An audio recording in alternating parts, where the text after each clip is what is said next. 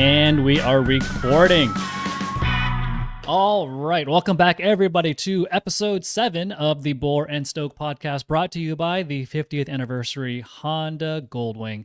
Glad to have you along. I'm Troy, and if you are listening to us on Spotify or Apple Play or wherever else, Apple Music, whatever it's called, you also got Ryan here, you got Nick here, and you've got Dennis. So the four of us are here to chat with you today. And in today's episode, we've got a kind of a juicy one. A lot of news-related items. So we're going to talk about, what do we got on the schedule this time around? We've got KTM's 790 Duke and Adventure quietly going away. We've got some Red Bull Romaniacs to talk about. Wayne Rainey riding a very special XSR900. Jorge Martin making his MotoGP comeback. Then afterwards, we've got some KTMs, even more KTMs, the 250 Duke, 390s of all different shapes and sizes, and a bunch of other stuff too. So if you're ready to chat along with us and hear us jabber away about bikes and junk, come along and let's get started. 50 years ago, Honda dropped the first Goldwing and pretty much invented the whole touring category. Total game changer. And while we didn't invent podcasts, we are bringing a fresh take to the moto world with this one. So hey, maybe in 50 years, we'll be celebrating our podcast anniversary, just like Honda is celebrating the Goldwings. Bore and Stoke is brought to you by Honda Powersports, and this episode is powered by the 50th anniversary Goldwing. If you're gonna ride something legendary. Alrighty, gang, we are back, and let's just kick this right off. KTM has dropped the 790 Duke and Adventure from the US lineup. Dennis, tell us more. What's happening here? What do you think is happening? What should we expect? I think it was credit Ryan here for noticing it first for us. Yes, the landing pages for the 790 Duke and the 790 Adventure have quietly been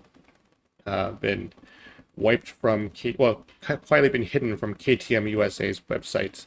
The pages are still accessible, but there's no, the links directly to them have all been scrubbed. What that tells us is that it's a temporary thing, because otherwise they would have just straight out erased the pages. So this way they can just restore them whenever they want. And what stands out about these 790s from the rest of the lineup is that they are made in China by its partnership with CF Moto.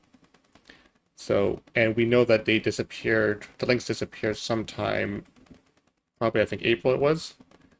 April or May, we're not sure exactly when, but the timing tells us that these are tariff measures.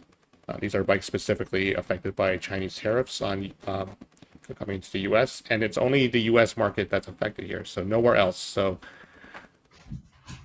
these pages pop up on other markets' websites. They're a lot. Well, the pages pop up for the US, but the links have been erased. So all the landing pages for all the other Dukes, they don't have a link to the 790 page. But the links exist for everywhere else. So it's only the US market and only for the 790s, which are made in China. So putting two and two together along with the timeline, it's pretty clear why. Yeah, there's no real surprise there. And the fact that they're available on the Canadian page also, again, kind of points to what's going on here. That's kind of sad, but what are the options for KTM? Raise the prices for the US or just wait till some sort of clarity with the tariff situation comes along and then reintroduce them? Well, the problem with raising the prices is that then it kind of competes with their other bikes. So then why would someone bother with the 790s? Well, yeah, there's that. Yeah, for bikes that were supposed to be a budget, entry into the kind of middleweight Duke or Adventure segments, it doesn't make sense to raise it. I guess it makes more sense to quietly push them to the side. Swish, swish, swish. You didn't see anything, right? What's the other option? Like India through Bajaj or something? But that's, I don't know. Well, it's only the U.S. market that's affected, so, Yeah. Anyway, if you were inkling for a 790 Duke or Adventure, sorry, but let's get into some cool stuff. Red Bull Romaniacs. If you haven't seen the Red Bull Romaniacs, look it up on YouTube. It's pretty wild. Ryan, you're the off-road guy here. For those who don't know, give us a quick recap of what the Red Bull Romaniacs is. Yeah, the Red Bull Romaniacs is one of the most difficult, most prestigious hard enduro rounds. Well, it used to be a hard enduro round. Now it's kind of on its own. But this is, the gnarliest uphills, downhills, just crazy mud, rocks, super insane racing. And I would invite you to check it out on Motorcycle.com because they're live streaming and we've got a page set up for that. But it's been interesting this year to watch, pro racers like legends like Graham Jarvis checking out the course. We've seen there's a lot of social media presence on this round of the race. And even the guys that have been doing this for, 10 more years are looking at the course and like can't believe that they made the course as gnarly as they have. So it seems like they really ramped it up this year. And what's cool about it this year is there's also a lot of different ways to watch it, to live stream it. Again, there's been a big social media push from everyone involved. So it seems like they're really trying to get it out there for everyone this time around. So yeah, if you're ever interested in what the gnarliest of hard enduro looks like, you can watch it in every which way for this one. So I definitely suggest checking it out because there are guys doing stuff on dirt bikes that it's hard to even fathom. And if those guys are saying that this stuff looks gnarly, then it's a whole different level. All right, as someone who isn't quite well versed in that world, who sets up these stages in the first place? They're like legendary track builders that they have definitely have built a name in the hard enduro kind of area, but like they just keep upping the level every year. And these are, Romanian guys or guys that are kind of all in this portion of Europe. And yeah, they're just renowned for continuing to up the level of how hard they can do this stuff. And, guys like Manny Lettenbeckler, Graham Jarvis, like I mentioned, Billy Bolt, just keep figuring out how to win these things. So the level just keeps getting raised. Yeah. So like what I've seen is there's mass starts in multiple waves, right? And then as the event goes on and things get harder and harder, people get weeded out. Like, I don't have a sense how many people actually finish. It's a very small percentage of the overall entrance. And I mean, it's been getting with the rise of adventure bikes, you're seeing more like exhibition type stuff like Sam Sunderland, the former Dakar champion rally racer, Matthias Wagner, same thing. Like those guys are out there on KTM 890s. Chris Birch is riding the 1390 Super Adventure R, Triumph Tigers, stuff like that. Why? They do a different class, but it's still gnarly. And these guys are out there, pushing it on 450, 500 pound multi-cylinder adventure bikes. So good, just gets bigger and bigger. It's a super cool event. Check it out if you can, and check it out on our website if you can. That'd be dope. All right. Speaking of off-road bikes, Stark Future, another area that Ryan is pretty well versed on at this point. Stark Future has posted their first profitable quarter. I mean, say what you will about electric bikes, you either love them or you hate them, but for a pretty small company like Stark to post a profitable quarter, that's a pretty big deal. I mean, I think we'd all agree, right? Yeah, definitely. I mean, I think we're also talking about like Polaris with Indian. It's around the same time frame, or maybe a couple years longer. Polaris took 13 years for Indian, and that's with the running start because they had Victory tech just lying around ready to just transform into Indians. So even with a running start, it still takes a while for a company to make money. Yeah, so I mean, pretty cool stuff. I did just recently get the chance to sample the plated, the Varg EX, and it's a super cool proposition for people interested in that. So, I mean, the guys over there are doing some really cool stuff, and obviously, as of now, it's working out for them. Yeah, and just real quick, Dennis, I think I remember you saying like it took Tesla to do this EV to EV comparison here. It took Tesla like 14 years to turn a profit. Was that right? Yeah, but again, you also have to figure about the complexity of the product and how much Oh, for sure. expenses are for everything. It's going to cost a lot more money to produce a large car.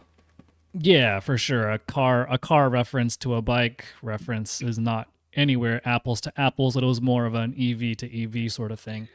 Yeah, and at the same time, like you've also got to consider when Tesla started.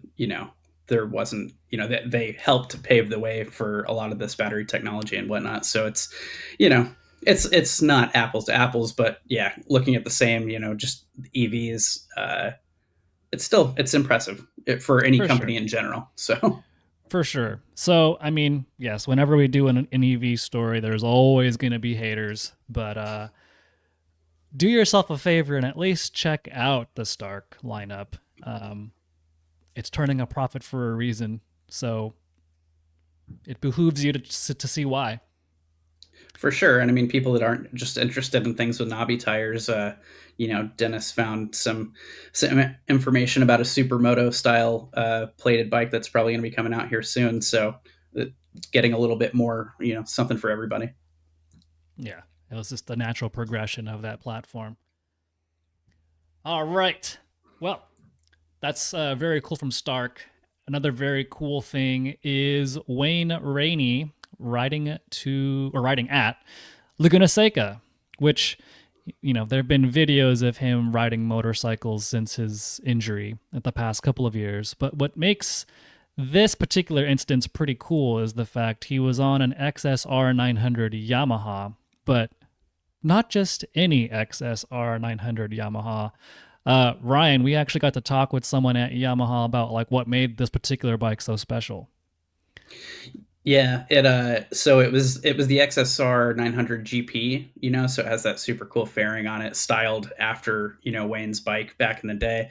But what was really cool about it was fitted with the YAMT automatic, shifting setup and whatnot. So obviously that's something that Wayne would need and make things a little bit easier for him getting around the track. But that bike was like custom built completely by Yamaha Europe, and they shipped it over here for this purpose. And correct me if I'm wrong, but I think they said that was like the third time Wayne's ridden a motorcycle, since the accident. So it's a pretty significant thing. Like the bike is cool, but that's also, that's a pretty significant thing to be able to see. And, some of the guys that got to go up there to the round at Laguna Seca got to see in person. And yeah, it's just, I mean, it's a heartwarming thing to see, right? For sure. And I mean, like, he was, our contact at Yamaha was saying reminding us of how Wayne cannot feel anything from basically his chest down. So they had to put a special pad on the fuel tank so he could rest his chest on it, and between his hands and that pad on this chest, that's basically the only feel he had for the motorcycle. And so just to do that, to go ride at such an iconic place like Laguna Seca, like, respect. It was super cool. Yeah. It's giving me, I think the hair on I'm getting goosebumps thinking about it. It's a cool thing. You're just a hairy person. That's that's a whole different story. We won't get into that here. Not on this podcast. But getting back to the electric motorcycle side of things, LiveWire is in the news. Dennis, you've uncovered some concepts from LiveWire. Yeah, I mean, Dennis and everyone else that attended the Harley homecoming, since they had him on display there. But yeah, Fair enough. What's going on with those, Dennis? Well, Harley showed off two mini bikes. They call them 125cc equivalents. So for us, it's probably want to think more of the Honda Grom kind of territory. They have the same kind of 12-inch wheels front and back. So we're looking at very small mini bikes, not incredibly high power, but again, that's not the point. One thing to note is that first of all, there's two models. One is a street bike, and the other one is a more of an off-road trail bike. But the one thing to know about these is that they are being produced with the help of Kymco, who is a stakeholder in LiveWire. If you look very closely, actually, you can see that the wheels and the brake calipers are Kymco branded. So there is a lot of Kymco DNA in these bikes. I mean, if I'm totally honest, I don't like them. I was looking at them when we were, running this story, and they just look like very cheap, basic things, which I hope that's the case. I hope they are cheap, and I hope they sell a ton of them. But just looking at it, it makes me think like it came from Temu. I mean, that kind of follows the same pattern that Zero's going down right now with their new lineup of bikes that are, smaller, less expensive, going back to their roots, sort of a thing. And yeah, and those bikes are kind of like bridging that gap between like Sur-Ron and real electric motorcycle. They're, we're kind of like at this point, which is cool because when I would imagine any major city in the US at this point, like I have, tons of kids running through the parks on e-bikes and whatnot. It's super cool to see. Kids are ripping wheelies for blocks. And this kind of being able to like close that gap just gives kids like that natural progression, into motorcycles, whether they end up electric or not. For sure. And I mean, there is a pretty large part of me that I think about it is very jealous when I see these kids hoiking just amazing wheelies and riding them for sure from stop sign to stop sign. I'm like, I can't do that. Yeah, and I'm just like, this kid's gonna be like a pro stunner by the time he's 18, right? So yeah, it's an there's interesting a place thing. for it for sure. And I, like you mentioned it, these kids are gonna know they're going to know two-wheel transport as being electric and will have to be introduced to internal combustion later in life as far as motorcycles go, whereas, we came up the other way. Again, I'm indifferent about the styling, but I hope they sell a bunch of them. Of course, yeah. No, it's styling's subjective. Well, I think what won't be subjective, but also what won't sell a whole ton is what we got next from Aprilia. Aprilia has filed a trademark for what they call the XGP. And so the X line of Aprilia's bikes have been very, very exclusive, very, very high-end versions of the RSV4. Dennis, care to shed some light on what we're thinking might come of this? Something pretty sexy, probably. Winged. Yeah, and lots of wings. The latest Aprilia aerodynamics. All the X models so far have kind of been bringing a little bit of MotoGP touch into a limited run production model. So. And if you're combining an X brand with a GP brand, then that's probably going to blur the lines a lot more than Aprilia has done before. I hope they just go nuts with the aero and just have wings everywhere. Just wings on wings on wings. Until this thing is lifting, instead of providing downforce, it's just taken off up into the sky. Yeah, looking forward to that. Nick, you were at the Aprilia Racer Day, or what was it called? I'm totally blanking here. You were with a bunch of Aprilia people recently. Was there any sort of indication or clues or any talk about, I doubt it, but any talk about an XGP or anything along the X product of bikes? No, nothing, certain that we could actually discuss. But the sort of lusty end of the Aprilia family, these X bikes, the Trenta X, the Extrema, things like that. Really, the core concept of these models is to provide the customer something that's ultra exclusive because they're made in extremely limited numbers. But beyond that, something that's super high performance. And with some of the other X and Extrema models that we've seen in the past, Dennis can attest to this, but we're seeing extremely high horsepower numbers, much higher than the standard production bike. So the RSV4 factory, as it stands at the moment, it is the most potent production superbike on the planet. But as we know, even within Aprilia's own lineup, there are bikes that make a bit more power. Panigale V4R, some of the race packages for the M1000RR, things like that. But look, that said, no, nothing on that end. Massimo Rivola was riding around his Extrema. So I assume he's going to get another one and spin some laps, and El Jefe is going to, show everyone who's boss. So, I mean, I hear the dude can ride, so that's pretty cool. What do we got? Another concept. The Honda CB1000F SE. Honda's teased that concept that will be unveiled at Suzuka, the Suzuka 8-hour race. Dennis, back to you. What do we know? What do we think we're going to see from this CB1000 concept? Well, I mean, depending on when you're listening to this podcast, it may already be revealed. So fair enough. But you should be listening to it right away, right when it comes out. Yes. Well, first, the CB1000F concept was shown originally earlier this year. And it's a very retro take on the naked roadster kind of thing. So not like the modern CB1000 Hornet. Honda hasn't said very much about the SE concept, but it's probably only going to be like a small fairing and probably a few other cosmetic touches. But we're not expecting it to be too different from the standard concept that they already showed. I mean, I have a feeling, as the little silhouette image that they've shared,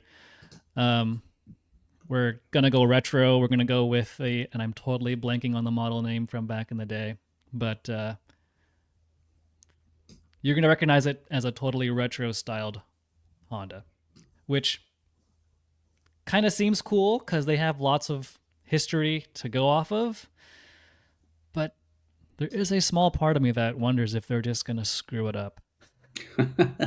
I hope that's not the case. I mean, it's pretty close to the concept that we have the juxtaposition of on Motorcycle.com. Like, the silhouette is right there. It's got the extra like headlight nacelle kind of thing, but I don't know. Hopefully they don't. Hopefully Troy's wrong. Well, the way they're likely going to screw it up is to not bring it here. Yes, entirely. That or charge too much for it. Well, keep in mind, too, that, I mean, the last couple of years, last couple of decades, actually, Honda has offered more retro-styled CB models in Japan, but hasn't really brought them anywhere else. So there's no indication that will change here. So time will tell. Yeah. That's really a bummer if that happens.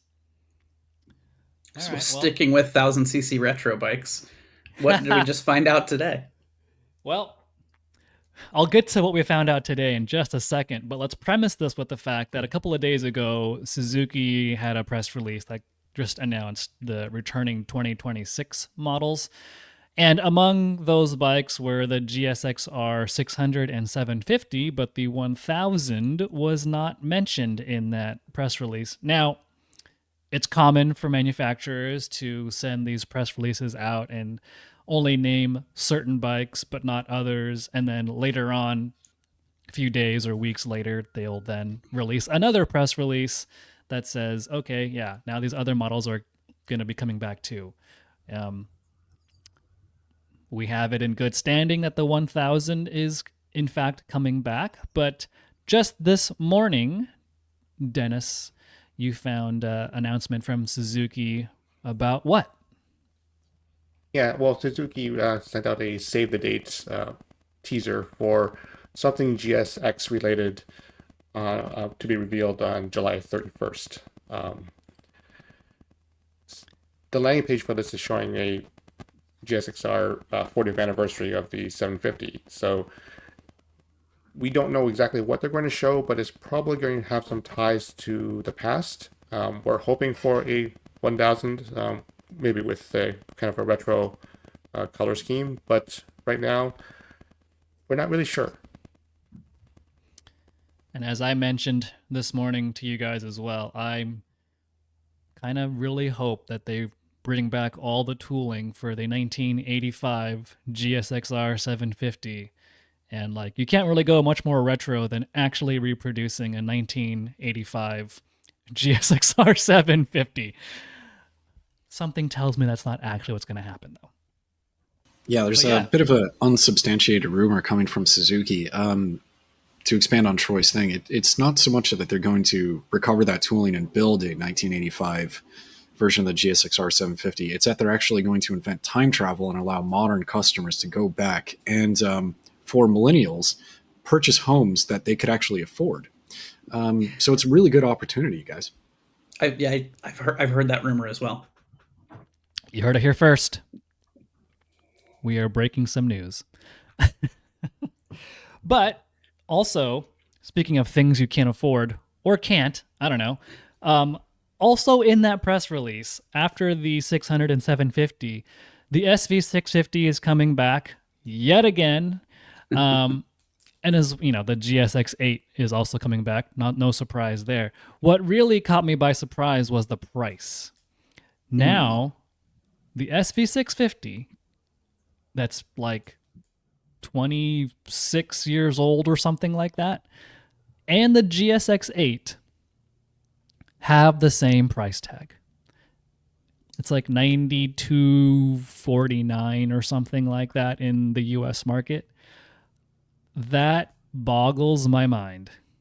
It's for all the people that have been, with parallel twins coming out more and more and more.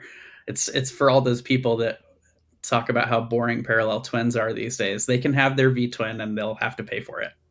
Right. Yeah. They Beyond can't that, have they're two strokes. Yeah, beyond that, they're catering to a very specific type of customer. I mean, this is obviously someone that would appreciate beard oil, craft beers, vinyl records, things of that thing, because what they really want is something that's a throwback. Although Troy, mentioned that the SV650 has been around for a long time, it did get updated in 2017 for that steel trellis frame, gave up its super sweet aluminum twin spar kind of frame. Bit of a hipster move from Suzuki. I don't know, man. That bike, kind of throwback.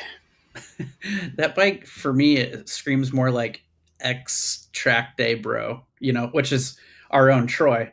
Has a soft spot for SV650s. So, it's for people like Troy.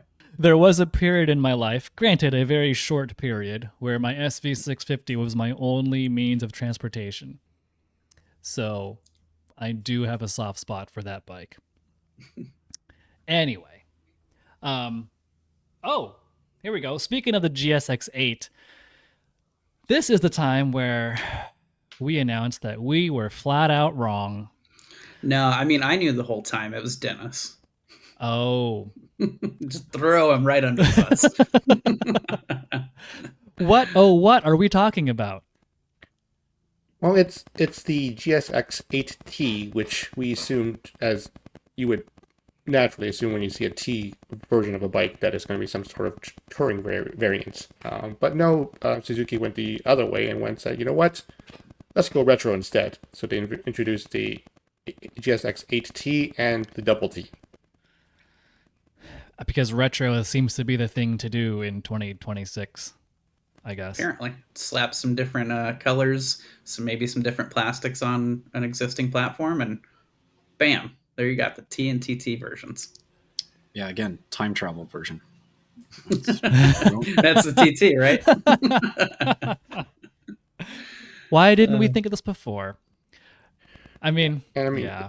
It's not like Suzuki's alone in doing this. Everyone, like Honda, we just saw a retro bike. Kawasaki is going to have the RS models coming back, so it's everyone's doing it. So why not Suzuki? Totally. Fair enough. I mean, to Suzuki's credit, I personally think the T and the TT look pretty cool. I mean, they look good. I haven't seen one in the flesh yet, but from the pictures, it seems pretty cool. Just gotta ride one and see. Right on. All right, so with all, that's about it for our newsy stuff, I think. Let me look through our notes here. Yeah, that's about it. So why don't we take this opportunity to take a quick break to hear from our sponsor. All right, quick break. Now that riding season's finally here, let's talk about the bike that's been reinventing the touring game for 5 decades, the Honda Goldwing. Whether it's a coast-to-coast trip or you just want to eat up some twisties and some serious comfort, this thing delivers. It has that powerful flat-six engine, available DCT for smooth, clutch-free shifting, and loads of tech that makes every mile smarter, smoother, and more enjoyable. It truly is the best bike for any bucket list ride. Check out the 50th anniversary Goldwing at powersports.honda.com. Okay, and we are back. So next up, we have some KTMs to talk about because KTM. Yeah. First one being the 250 Duke. Now, if you weren't even aware that there was a 250 Duke available in the U.S. market, so did I. I kind of forgot about that bike. Well, I mean, for a while it was the 200 Duke, and now we've got the 250 Duke. We also have a 390 Duke. It's a little confusing, but not new for KTM. No, and it's available in other markets too. But Nick, you recently had a chance to try the 250 Duke along with our pal Jenny Smith, who wrote a very great review of the bike on Motorcycle.com. So check that out. Yeah, Nick, what do you think? Yeah, it's kind of interesting when you get some of these what we would consider global market bikes, because traditionally a lot of manufacturers, whether we're talking about the Japanese manufacturers or European manufacturers, they do have a lot of lightweight, low displacement models that typically would not be introduced into the US market. And if we think about an entry-level motorcycle specifically for the North American market, it's probably going to be in that 400 to 500 cc zone. Think Ninja 500, a YZF-R3, although that sort of goes against what I just said because that's sub 400. But also Yamaha's a little bit behind. Now, KTM brought this in, and where the 250 Duke really has strengths is in a market that has tiered licensing programs, and those are quite prevalent in places that do not like freedom outside of North America. More specifically, Dennis, America. Cue Seagull, or no, actually Seagull. Now Seagull sounds, not Seagull or Eagle, whichever. We're going to go with Seagull and then also pop cap guns instead. How about a Sea Eagle? Yes. So realistically, the KTM 250 Duke is just an entry-level lightweight bike. Its price point says entry-level.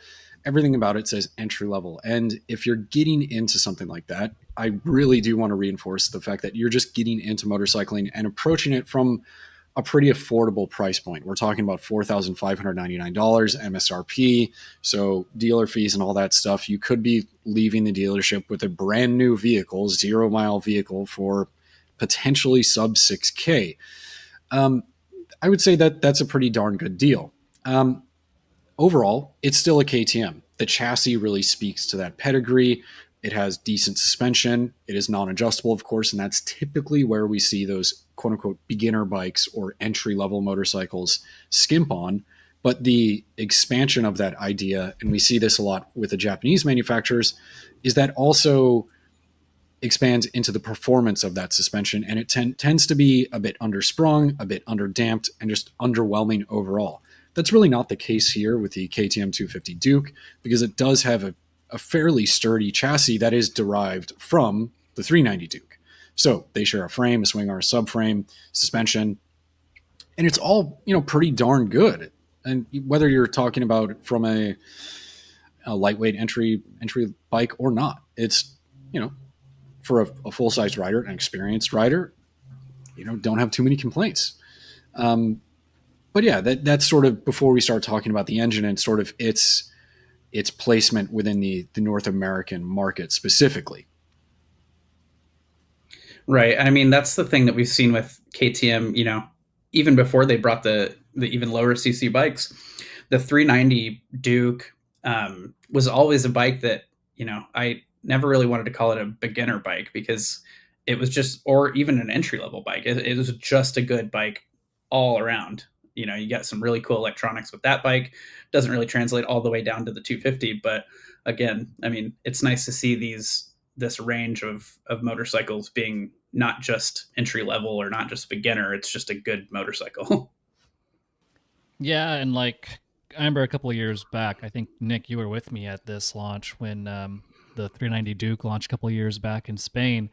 KTM even said in a lot of markets the 390s are the biggest model that that particular market gets, and so they felt it was probably a good idea to add some more prestige to those 390s. So you get things like adjustable suspension and TFT displays. So kind of, heighten the brand for the 390s. But then that leaves a bike like the 250 to play that role of more of a, getting your feet wet into the KTM brand. So there's things like an LCD display, like Nick said, non-adjustable suspension. So, I mean, Nick, you can correct me if I'm wrong, but I think thinking on the global stage, the 250 makes sense, has a place. Yes, absolutely. The 250, when you apply it to the logic of a market with tiered licensing schedules and things like that, it makes perfect sense. So think about where these bikes come from. They're not built in Austria. They're built by Bajaj in India. And like that fact that we learned in Almeria, Spain a few years back, the 390 is sometimes, depending on the market and sort of that perspective, it is sometimes looked at as a big bike. And that's really tough to acknowledge as a North American audience because, there's no replacement for displacement. There's something called sensibility and, responsible licensing programs that actually encourage ridership instead of doing what we do here. Now, aside from that, Freedom. Freedom, America, seagulls. Now, the engine itself, I think it sort of behooves us to talk about the 390, even though it's not a back-to-back comparison, and I don't want to go too far with that. Logically, you look at the price difference between the 250 Duke and the 390 Duke, and you say, okay, for $1,500 additional, I get some adjustable suspension, I get a TFT display, I get just overall better electronics, things like that. But at the same time, that 250 Duke does play that quote-unquote aspirational role. So it still has a quick shifter that works pretty darn good. And if I think about 250s, think about like the Ninja 250 way back when. Could you ever imagine a thing like that having a bidirectional quick shifter? It's just certainly a not simple machine. So yeah, there's some KTM-ness here, and there's some good stuff to talk about with the motorcycle as a whole. But I think in our context, it's like, look, if you're going to get into motorcycling and you can get access to one of these things, take it where you can get it. And, just start somewhere, man. And I think that's sort of the conversation that I would lead, talking about a 250, a 390, a Ninja 500, any of those motorcycles that are in this broader conversation. Yeah, you've told me a lot of this when we were talking about the bike privately. It all makes sense. I don't know. Maybe I'm just hard-headed in that way, but me personally, if I was brand new to this sport and had to pick between the two, I would pick up a few extra shifts and find 1,500 more bucks and get the 390. I think that would. Yeah, I agree. I think that would stay with me longer than I could learn more from the 390 than the 250 for a longer period of time too.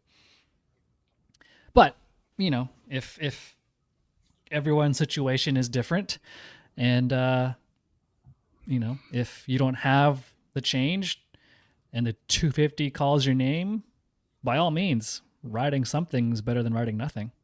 For sure. And if you're interested, there's a really great review on Motorcycle.com to check out.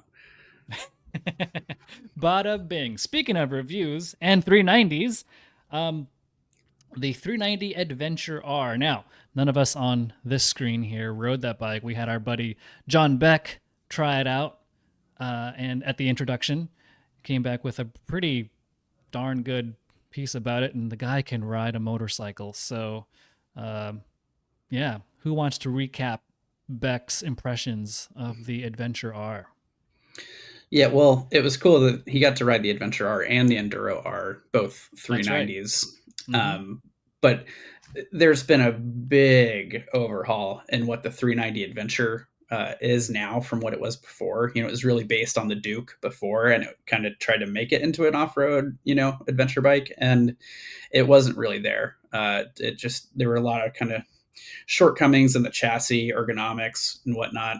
So with this new redesign, which is the same, platform for the Enduro R, just in a more adventure styled setup, they're actually able to perform off road the way you should expect from KTM.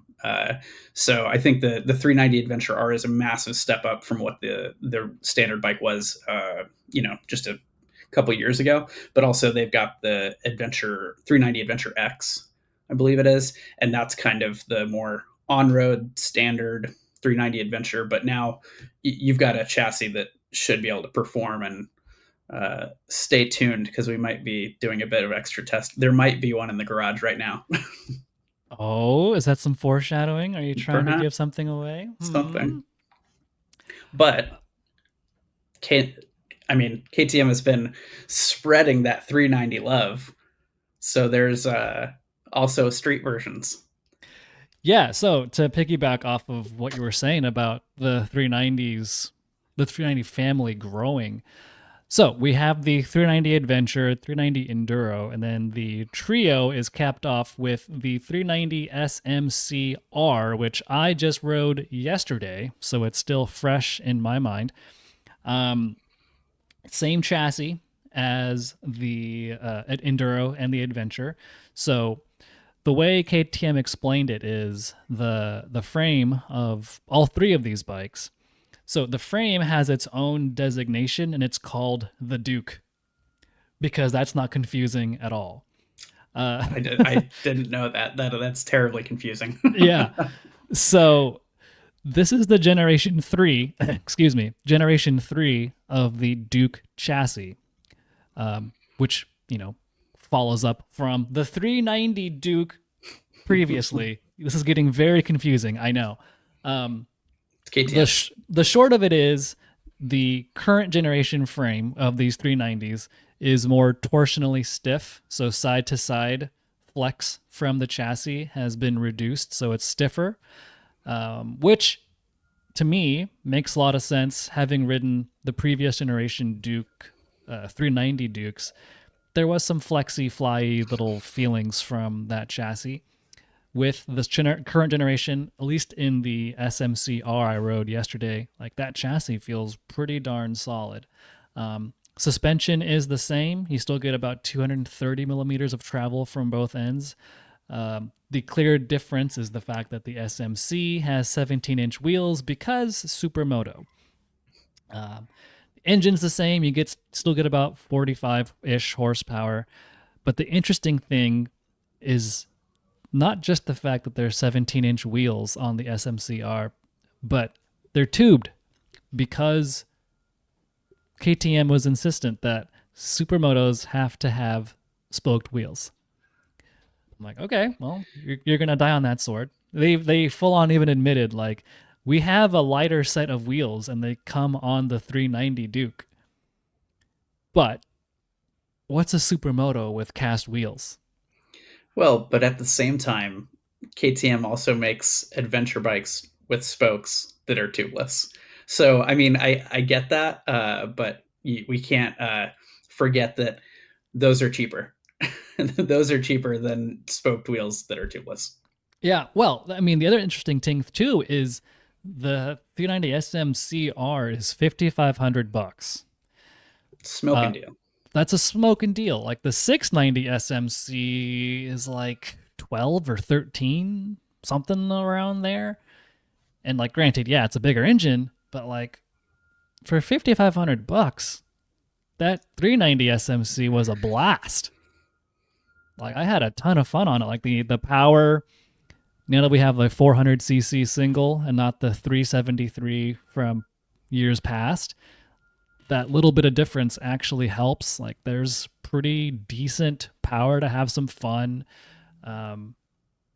We did canyon riding, street riding, a little bit of highway riding, stopped over at the kart track and played around there. Like I could totally see a person who wants to take the fun route to work or to school, commutes on his bike, maybe on the weekends goes to a canyon or to a little go-kart track. As long as you don't go on the highway much with your motorcycle, for $5,500, like I really think that 390 SMC R packs a lot of punch for not a lot of money. I'm looking forward to spending some extra time with the Adventure R for sure. And I mean, I don't know. I always thought previously the 390 was fun, and it was enough, especially if you're in somewhere like Southern California and you can lane split when traffic gets gridlocked. Doesn't really matter if it's a 390 or a 200, honestly, for how bad traffic gets out here. So yeah, I mean, just to have that bumped up, get a little bit more punch out of it, going to make an already fun bike that much more so. Yeah, those things are so narrow. Darting in between traffic is super easy. So yeah, that I was pleasantly surprised by the SMC R. Like Chris Fillmore was on our ride with us, hoiking wheelies everywhere and backing it in everywhere, and some folks were doing stoppies because you just can't help yourself on such a silly little bike. The first press bike that I felt confident enough to do stoppies on was the 390 Duke. There you go. 390s gives Ryan confidence to do stoppies. and you can warp rotors. And you can too. But yeah, since I literally rode that bike yesterday, stay tuned for my full review of that bike and video too on Motorcycle.com. It'll be up there soon-ish. Same with the video on our YouTube channel. So check those things out in the coming days and weeks. So I think that wraps up our KTM segment because I think we've had enough KTM for now. Let's move on to something a little bit more fun. No, not more fun because bikes are fun.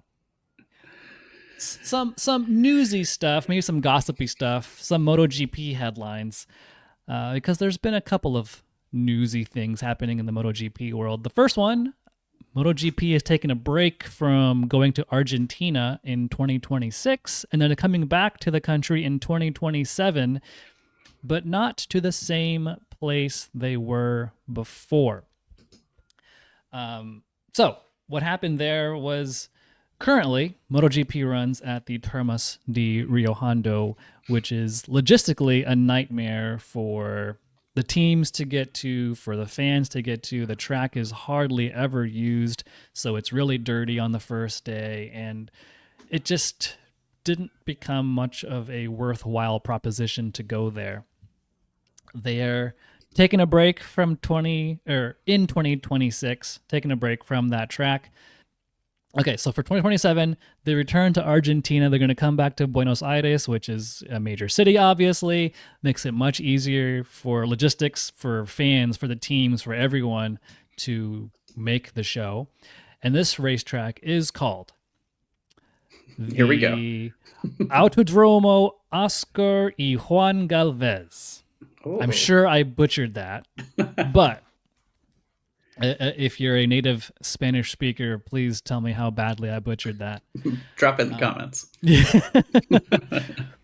But, apparently this is a track that's actually hosted Grand Prix races in the past, in the 60s and the 80s and the 90s, and then dropped off the calendar for decades. And they're coming back in 2 years' time.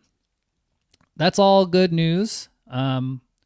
What maybe isn't so good is even back in the 90s, that track wasn't particularly great. There's been apart from hosting motorcycle racing, they also hosted Formula One racing, and we saw an article from the 1996 Formula One Grand Prix at that racetrack, and the drivers all pretty much hated the track because it was so bumpy. Michael Schumacher, 7-time F1 champion, called it a nightmare. Clearly, there's a lot to be done before 27, and Dorna wouldn't have signed on to this if there wasn't going to be a push to fix all the problems, add some more runoff, make the paddock spaces and the pit spaces more accommodating for everybody. So hopefully this is good news. Yeah, I mean, and specifically like the Formula One guys were talking about how bumpy the track was. It was like bruising their ribs, causing headaches. Obviously there's not a lot of flex in an F1 car when the track is bumpy. It really jars you around. But all of that stuff's not great for motorcycles either, especially the current crop of MotoGP bikes that are just incredibly fast. So getting the track smoothed out, making sure there are safe runoff areas, air fences, all that stuff is absolutely a necessity. So hopefully, I'm sure it's all been considered, so we'll see what happens in 2027. For sure. Like you said, they must have talked about all that stuff during the negotiations. But what was interesting and surprising to me reading that F1 article from 96 or whatever that was about how overnight between Saturday and then Sunday, overnight, the local crews would just take grinders and grind down the bumps because that's all they had time to do. Right. And they thought, even if they would have repaved it before, they just would have made the bumps worse, So This was kind of the last ditch effort to, really salvage try to do something. Exactly. Yeah, it's interesting. This sounds almost exactly like Circuit of the Americas. If you guys remember, was ground down and resurfaced multiple times. Again, seagulls. Caca. Coda's a little bit different since, the actual ground the track sits on is sinking year by year. So that's cool. Yeah, that was a fantastic idea. Like, y'all want to build this racetrack right here on this swampy clay stuff? Where's that seagull? Get him. Caca. Oh, get him. Feed him the French fries. Get him. Grab the shotgun. Oh, God. No, he's got the shotgun now. Oh, no. Oh, God. Yeah. Oh, that's That's a thing. Cautious optimism about the Argentina return in 2027. But just overall optimism about Jorge Martin making his big comeback this past weekend. As we all know at this point, if you follow MotoGP, even in the slightest, Jorge Martin, the current MotoGP champion, has been pretty much gone because of injuries in the preseason, more injuries on his one race he came back. Bad luck, man. Yeah. So he finally made his return at Brno. And, there was only what we thought could be how are they going to manage this PR nightmare? But well, the PR nightmare around what exactly? We should elaborate on that. Right. So there was a clause in his contract that said if he wasn't fighting for the championship by whatever point in the season, he could potentially opt out of his contract. And so since he was banged up and injured and sitting at home or in a hospital bed, he had basically no points on the table. And he tried a lot of time to think. And a lot of time to think about greener pastures. So he tried to activate that clause in his contract to get out of KTM and go somewhere.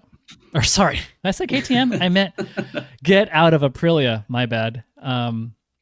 Get out of Aprilia and rumor has it potentially sign with Honda. I would imagine Honda was ready to offer a lot of zeros in that paycheck. And Aprilia basically said, no, a contract's a contract. We're not having that. This clause doesn't apply to the fact that you were injured. It was more of a performance clause, blah, blah, blah, blah, blah. All of that stuff. And threaten to take it to court if they needed to. Exactly. Yes.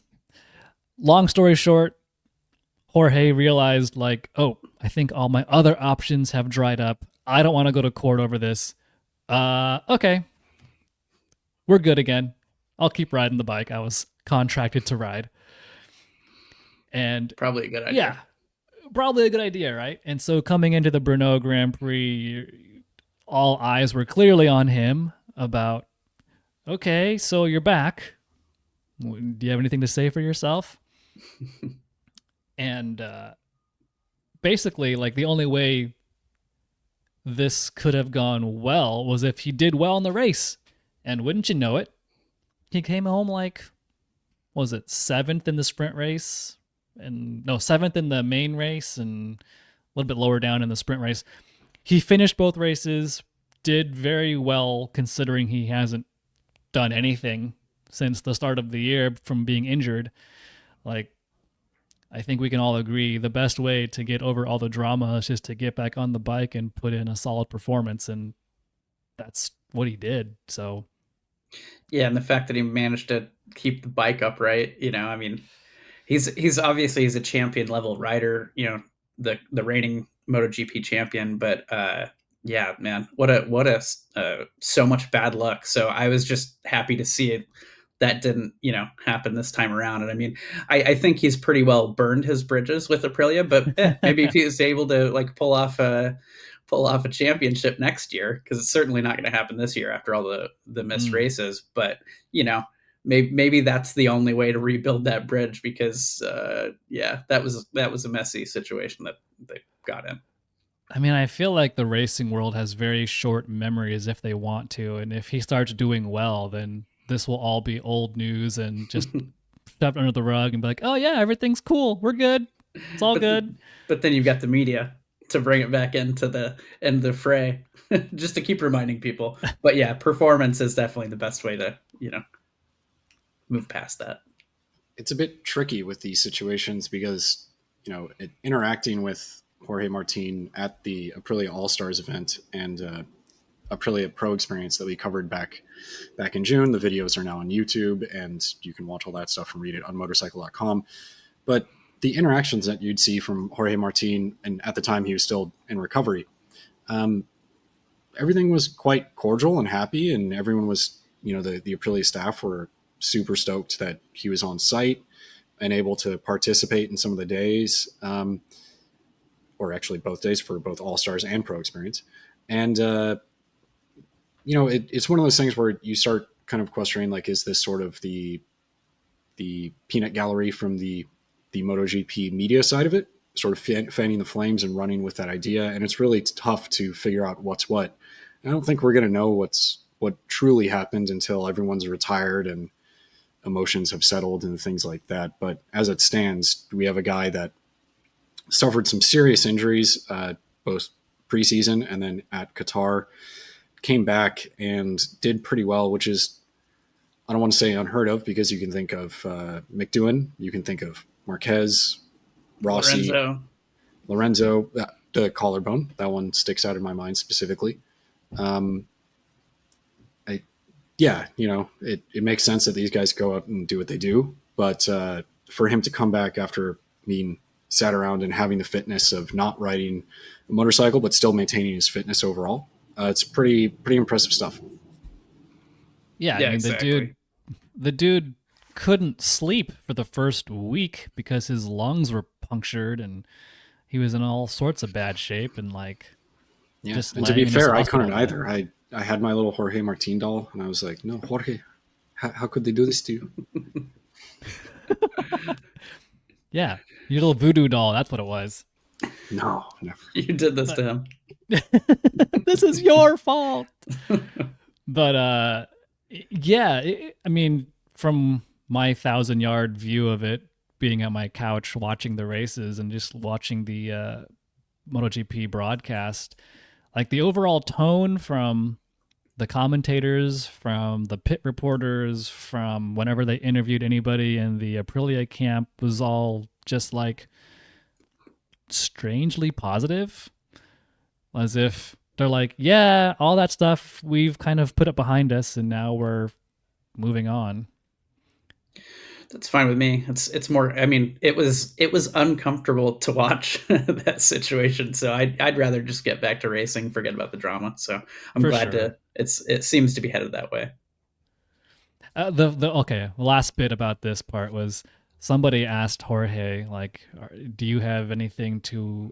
Did you apologize to your team or anybody at Aprilia? Goes, no. Why would I? It was within my right to look after my own best interests. So my contract said one thing and I explored that option. No. Yeah, unapologetic, but let's just get back to racing. Yeah, no. So as far as PR nightmares go, I think this has been resolved as best as you could ask for, I guess. So very cool. I hope to see him doing even better as the races go on, as he gets more comfortable riding the bike, as he gets his fitness back. And yeah, all the drama, no one really cares. Just ride the bike. Yeah, I mean, Marquez has pretty much got it in the bag for Mark's pretty much got it in the bag for for this year, barring any unfortunate incidents. So right. Yeah, we'll see what happens. Yeah. And then poor old Alex. It's like doing good the first few races. Yeah, so sad. Everyone was thinking like it's only a matter of time before he falls off. And it was. And it happened. And he literally did. And then everything kind of fell apart. So cool. That is that as far as Jorge Martin, as far as MotoGP goes. I just want to know who's going to be on this next episode of the Bore and Stoke podcast. Oh, I am so glad you brought Don't that let up, the Ryan. cat out of the bag. Don't let the cat out of the bag yet. Right. So in episode 5, I teased a very special guest, and what I brought you guys was Shiv. So that wasn't so special. I guess. Wasn't so special. No, Shiv is great. Shiv is great. Shiv's my friend. I love that guy, but that was not the magnitude of the person I have coming up for you in episode 8. What? Is that hyperbole? I just feel bad for Shiv now. Shiv, it's a super interesting podcast. You should definitely check that one out. I say it because Shiv would totally say the same thing about me. He and I have traded some very deep insults. So we can't even say them on here. That's the kind of friendship we have, is hurling insults back and forth to each other that cut deep. But no. In all seriousness, Shiv's a great guy. He's very, very smart, very knowledgeable, and a hell of a communicator. So check out that podcast if you haven't already. That's episode 6. For episode 8, we've got someone very special. It is the person that I promised you back in episode 5. I'm not sure how much more to reveal. He's got a pretty famous last name. I'll leave it at that. He does have a famous last name. It's super interesting, in my opinion. And yeah, I'll leave that cliffhanger for episode 8. That wraps things up then for episode 7 of the Bore and Stoke podcast. Ryan, what should people do if they're on Spotify or Apple Music? Please tell us how wrong we are. Tell us all the things you already tell us on YouTube and the Motorcycle.com comment section. Just engage with us. This is what we want. This is how we can make this podcast better, or at least make ourselves feel worse. Yeah. We do go home. We do go to bed each night wondering why we made some decisions in life, but doesn't everybody? Here we are. But on a serious note, please leave us a review, Spotify, Apple Music. Leave us a comment on the YouTube page if you're watching us there. Engage with us. Tell us what you think. Tell us what you want us to talk about in a future episode.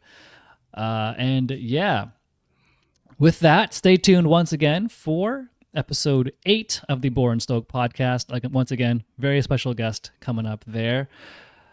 And I think that's about it for all of us, right? So, on behalf of Ryan, Nick, Dennis, and myself, thank you everyone for tuning in to episode 7 of the Bore and Stoke podcast, brought to you by the 50th anniversary Honda Goldwing. Stay safe, have a good ride wherever you're going, and we'll catch you at the next one. Peace. And that's a wrap on this episode of the Bore and Stoke podcast, brought to you by Honda Powersports and the 50th anniversary Goldwing, celebrating 5 decades of redefining the ride. With that iconic flat 6 engine, ultra comfy ergonomics, and tech built for the long haul, it's the gold standard for a reason. Whether you're chasing horizons or heading out for the weekend, choose the bike that set the bar since 1975. Check out the 50th anniversary Goldwing at powersports.honda.com.